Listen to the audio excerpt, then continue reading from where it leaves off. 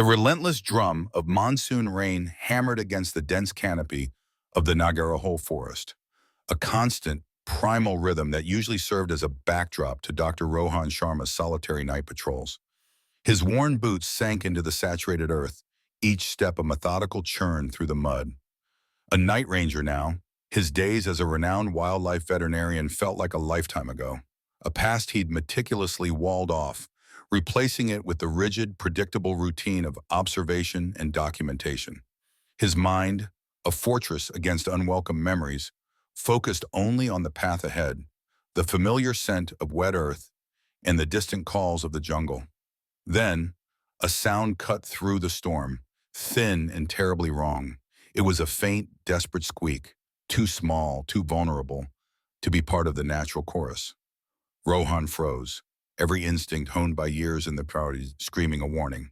His flashlight beam, a trembling tunnel through the sheets of rain, sliced through the swirling mist and foliage.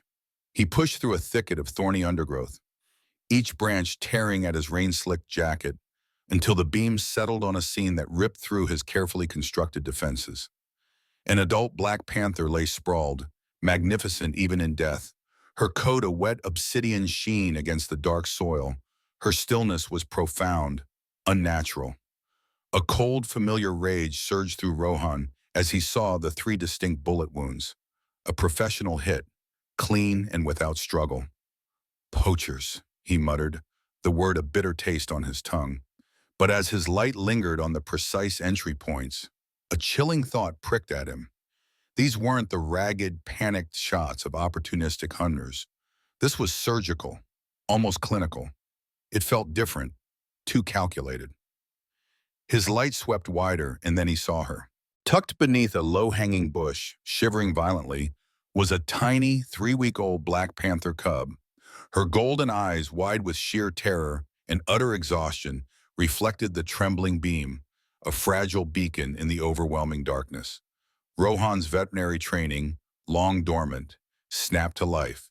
He assessed her with a rapid professional sweep, hypothermic, dehydrated, barely clinging to life. Perhaps 6 hours, maybe less, he whispered, his voice catching in his throat. The memory of his past failure, a ghost that had haunted him for years, crashed down. The last Bengal clouded leopard, dying on his table despite his desperate efforts, had cost him everything. His license, his marriage, his reputation. Observe, document, never interfere.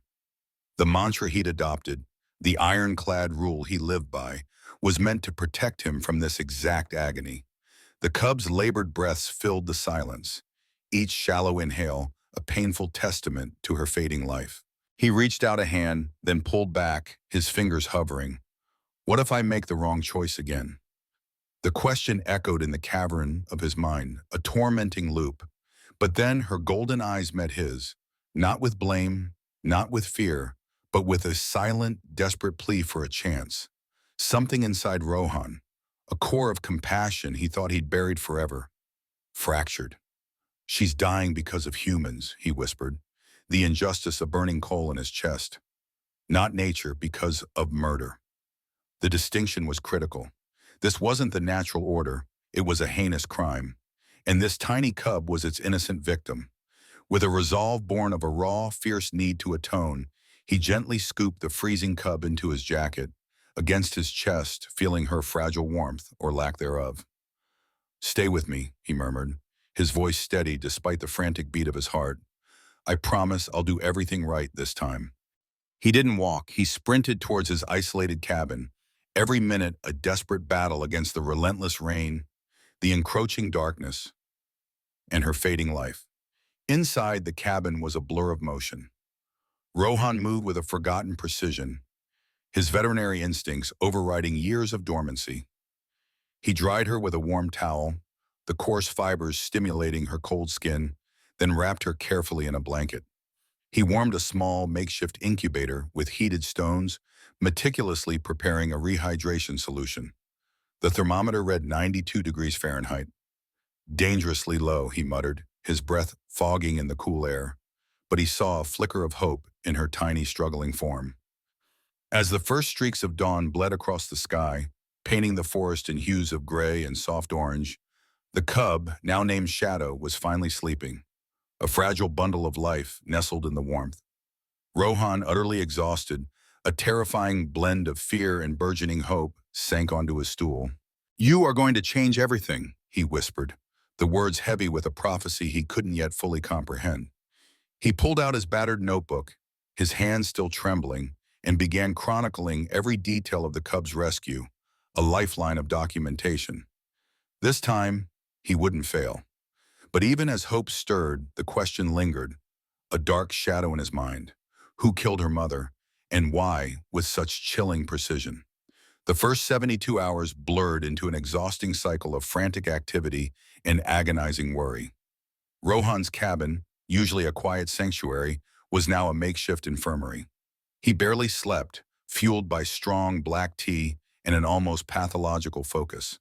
Every 2 hours he prepared the warm, nutrient-rich formula, carefully administering it to the fragile cub.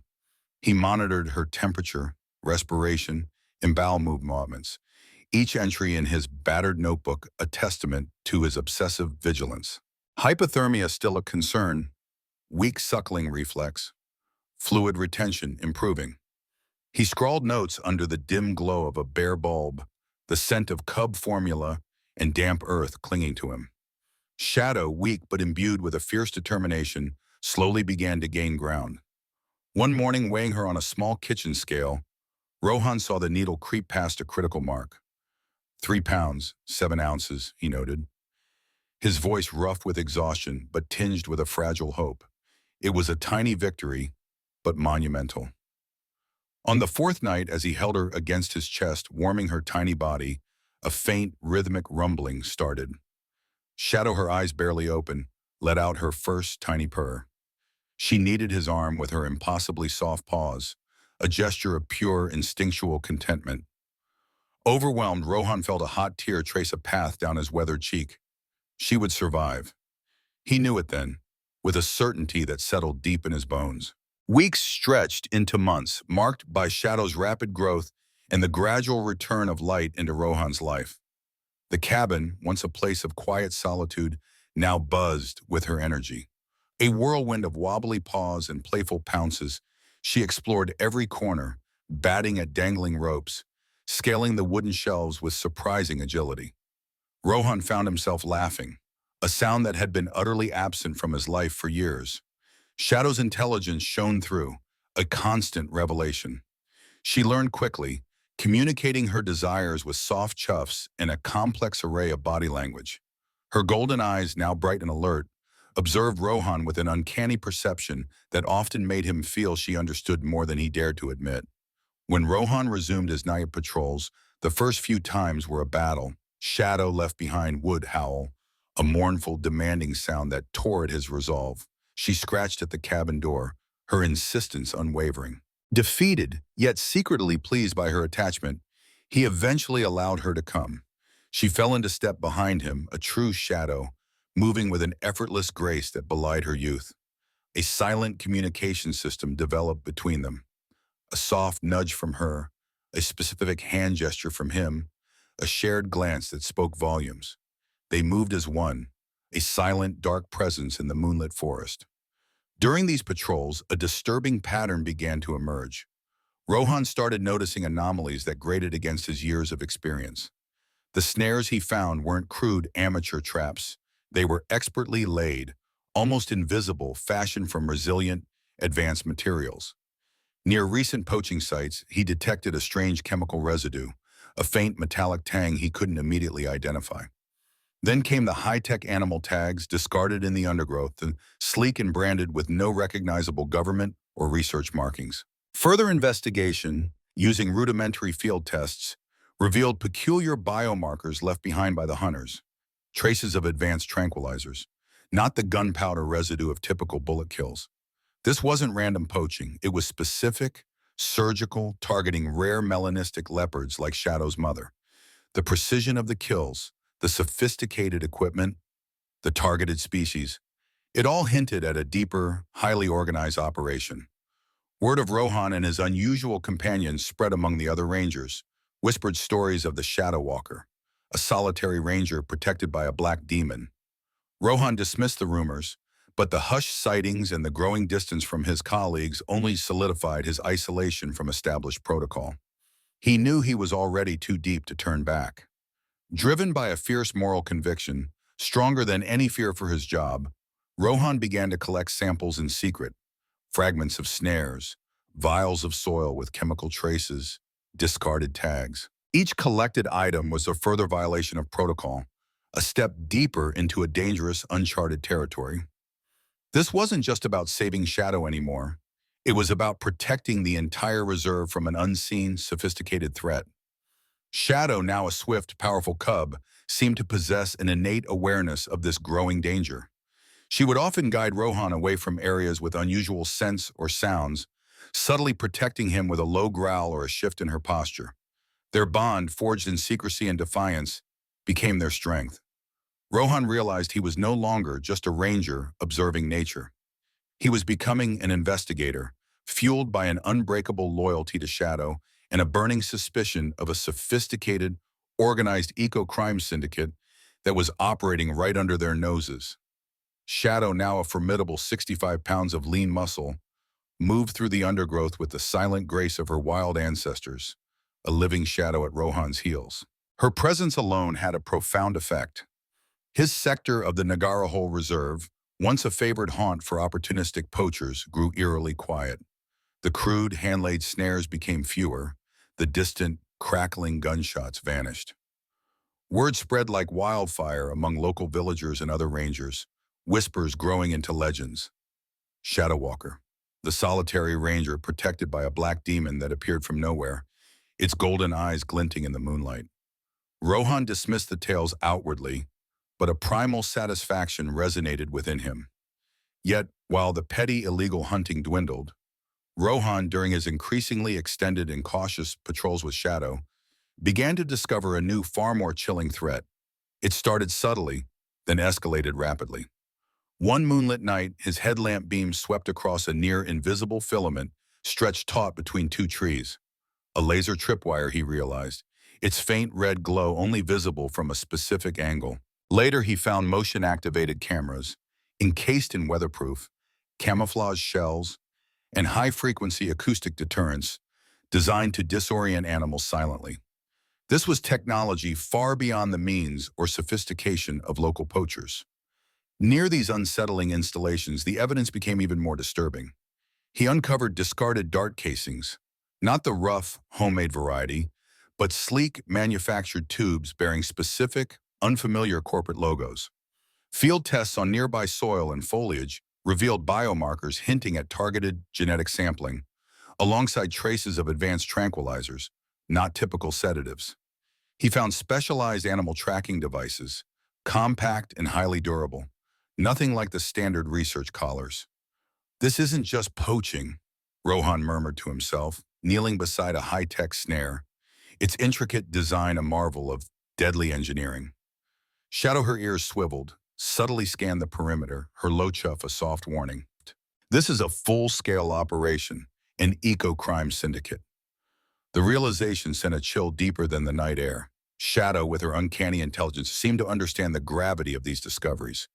She instinctively avoided these highly active areas, her subtle nudges and low growls guiding Rohan away from places that smelled of synthetic chemicals and unseen human menace. She sensed the danger that humans couldn't, a primal radar for manufactured threats. Rohan, pushing deeper into his defiance of protocol, began to secretly photograph the evidence.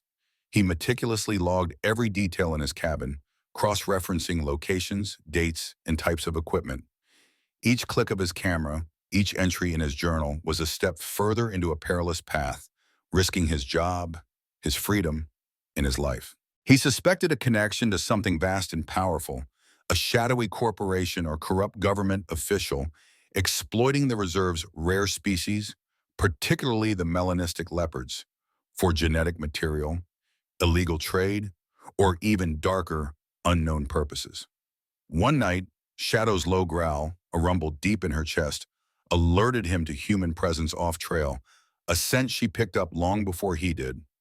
Crouching in the dense foliage, they watched a team, clad in specialized dark gear, deploy silent drones that hummed almost imperceptibly above the canopy. They moved with military precision, their faces obscured. This confirmed his worst fears, a highly organized professional group. "They're not just hunting," Rohan whispered, the words barely audible over the hum of the forest. "They're harvesting." The implication was terrifying, reducing the magnificent creatures of the forest to mere resources to be extracted. His isolation deepened. He understood now that he could trust no one else in the reserve with his discoveries. To speak out prematurely would be to invite disaster for both himself and Shadow. She was his only confidant, his only protector against this unseen enemy. The feeling of being watched, hunted even, became a constant companion. He knew his interference, his relentless disruption of their operations, was being noted by the syndicate. Rohan felt the crushing weight of the moral choice before him: to continue his solitary, dangerous investigation, putting himself and Shadow in extreme peril, or retreat, return to his old mantra of non-interference, and let this insidious syndicate destroy the reserve from within. The decision was agonizing but brief. He chose to fight. He chose to protect. He knew that Shadow's unprecedented loyalty and her keenly honed senses were his best, perhaps only weapons against the hidden forces threatening their sanctuary. In the flickering lamplight of his cabin, Rohan pored over his collected evidence, a frantic archivist of destruction. Photographs of unfamiliar corporate logos on discarded equipment were taped next to meticulous chemical analyses of dart residue. Hand-drawn maps, overlaid with patterns of animal movements he'd painstakingly documented, revealed a chilling logic. His fingers traced the recurring symbol on dart casings and discarded packaging, a stylized A intricately woven with a double helix. Late nights, fueled by stale coffee and a burning sense of injustice, he researched, digging through obscure databases, until he found it.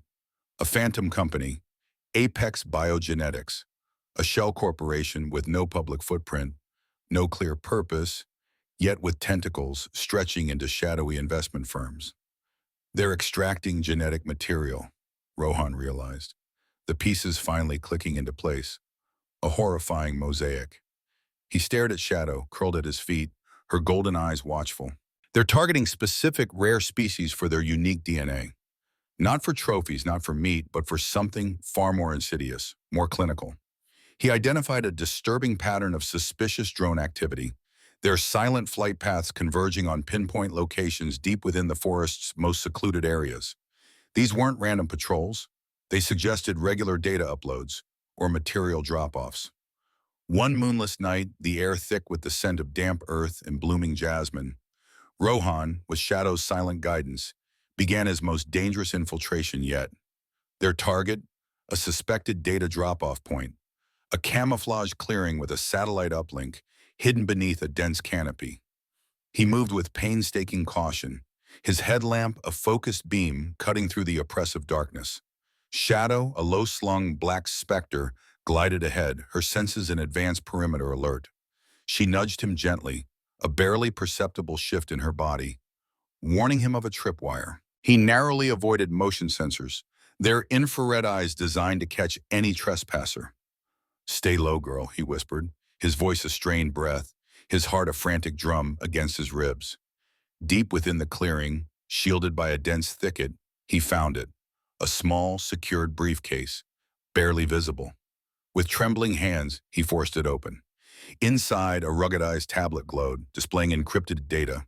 A quick, desperate scroll revealed a blueprint of betrayal, detailed maps highlighting critical breeding grounds, comprehensive lists of targeted species, and terrifyingly precise timelines for genetic material extraction. The scale of the operation was staggering, a corporate-level assault on the very fabric of the ecosystem. While attempting to download a portion of the data to a thumb drive, a sudden piercing alarm blared, shattering the stillness of the jungle night. Shadow, her fur bristling, let out a guttural growl, a deep primal warning. She shoved Rohan towards a dense cover of thorny bushes. They barely escaped, the shrill alarm echoing behind them, a siren call to their pursuers. He had critical but incomplete evidence. More importantly, the syndicate now knew he was actively interfering. The hunt had escalated. A few days later, a letter arrived, tucked discreetly into his mailbox. It was from Priya. "Dad, I saw you in the preserve with her. I need to see this with my own eyes." His heart ached with a complicated mix of dread and hope. He grappled with the decision to tell her, to pull his daughter, his only remaining family, into this dangerous conspiracy that had now put a target squarely on his back. Could he risk her life as he'd risked everything else?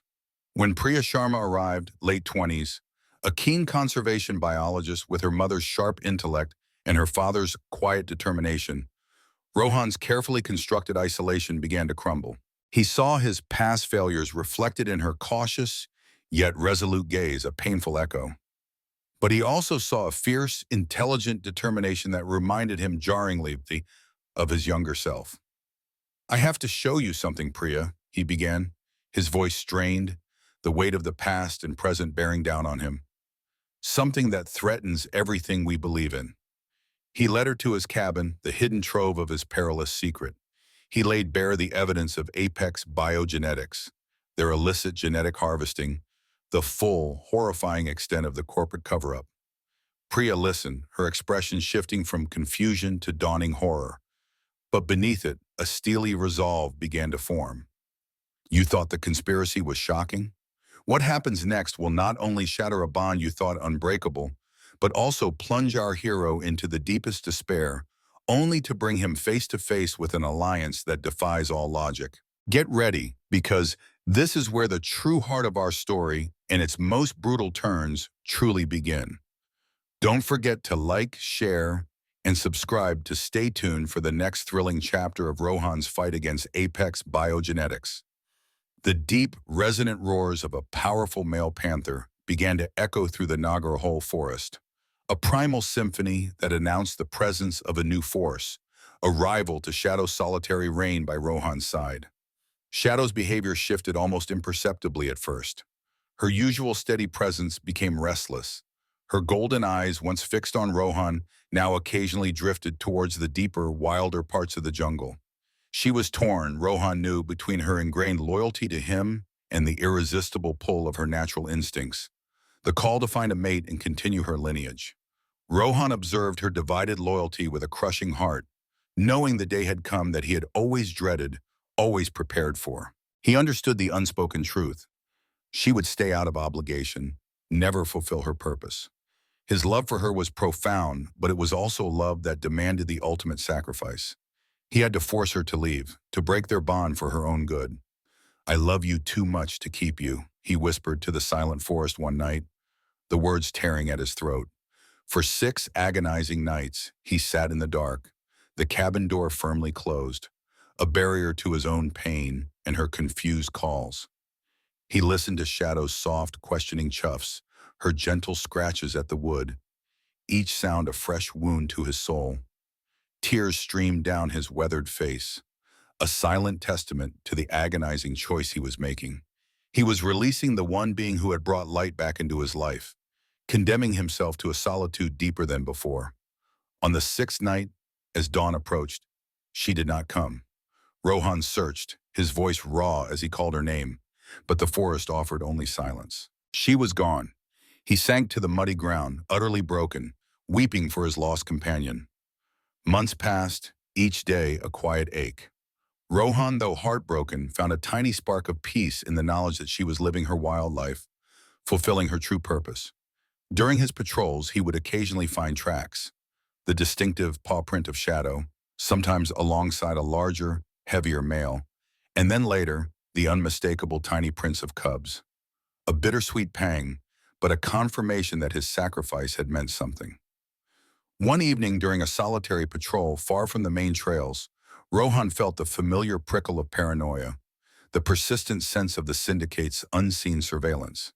He was tracking a new faint signature, unusual markings on tree bark, a subtle disruption in the undergrowth, possibly indicating a new extraction point for apex biogenetics. The ground, slick with recent monsoon rain, gave way beneath him without warning. He tumbled, knocked 12 feet into a ravine, landing archstaken.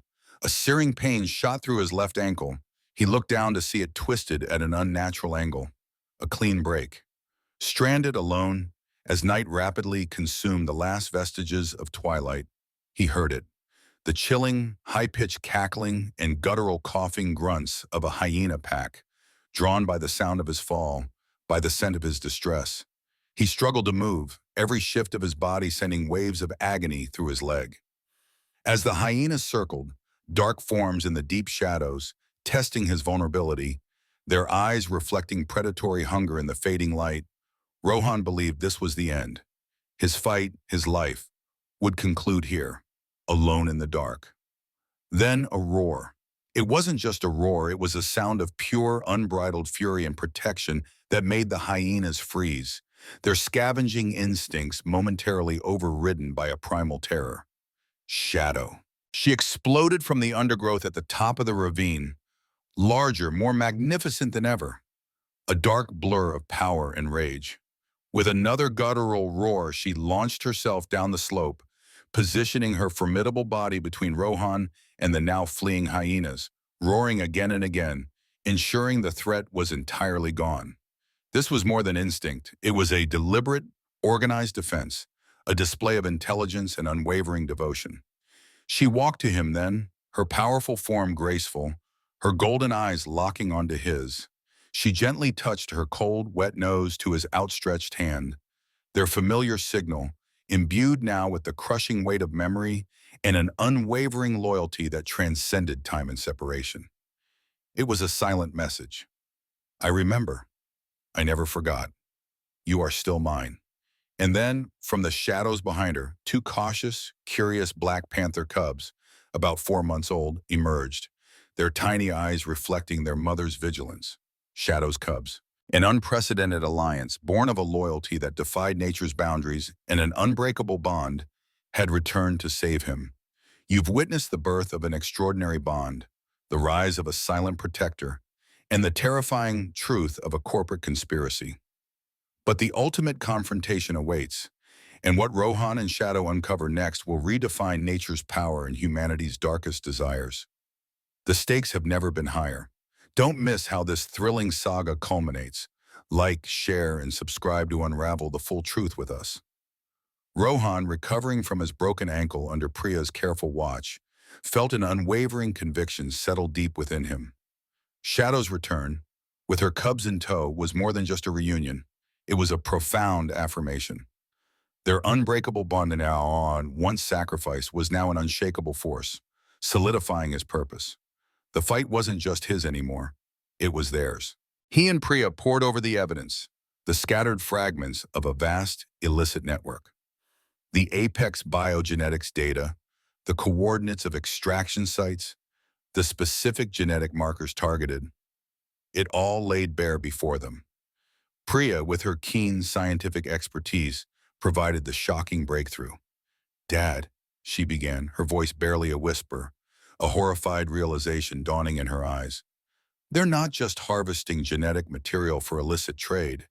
They're trying to synthesize a bioweapon, a melanistic leopard pathogen or enhancer."